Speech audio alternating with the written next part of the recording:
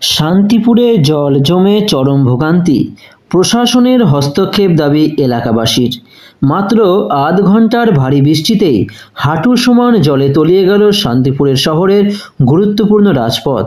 শান্তিপুর পৌরসভার ১৩ নম্বর ওয়ার্ড ও ১৫ নম্বর ওয়ার্ডের মধ্যস্থলে অবস্থিত ১২ নম্বর জাতীয় সড়কের মালোপাড়া ও শ্যামচাঁদ রোড এলাকা কার্যত নদীতে পরিণত হয়। হঠাৎ জল জমে যাওয়ায় যানবাহন চলাচল বন্ধ হয়ে পড়ে। স্কুলগামী ছাত্রছাত্রী থেকে শুরু করে অফিসগামী মানুষ পর্যন্ত চরম সমস্যার মুখে পড়েন। পথ চলতি মানুষের অভিযোগ, সামান্য বৃষ্টি হলে রাস্তায় হাঁটু সমান জল জমে যাচ্ছে। এতে দোকানপাট ও বাজার এলাকা ক্ষতিগ্রস্ত হচ্ছে।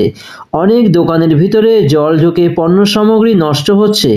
প্রতিদিনের মতো মানুষকে হাঁটু জলে হেঁটে যেতে হচ্ছে, যা বিশেষত প্রবীণ ও অসুস্থ মানুষের জন্য অত্যন্ত কষ্টকর। এলাকার বাসিন্দারা জানিয়েছেন, শান্তিপুর পৌরসভার নিকাশি ব্যবস্থার দুরবস্থার কারণেই এই পরিস্থিতি তৈরি হচ্ছে।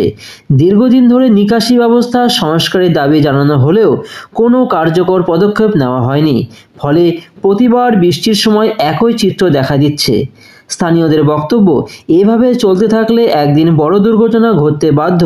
গাড়ি রিকশা উল্টে যাওয়া থেকে শুরু করে জলমগ্ন রাস্তায় দুর্ঘটনার ঝুঁকি বাড়ছে বহুগুণে। এছাড়াও নোংরা জল জমে থাকায় মশাবাহিত রোগ ছড়ানোর আশঙ্কা দেখা দিয়েছে। প্রশাসনের উদ্দেশ্যে এলাকাবাসীর স্পষ্ট দাবি, অবিলম্বে কার্যকর নিকাশি ব্যবস্থা গড়ে তুলুন, আমাদের এই দুর্ভোগ থেকে মুক্তি দিন। নদিয়া থেকে জগন্নাথ মণ্ডলের রিপোর্ট, সানভি নিউজ বাংলা, মানুষের পাশে মানুষের সাথে।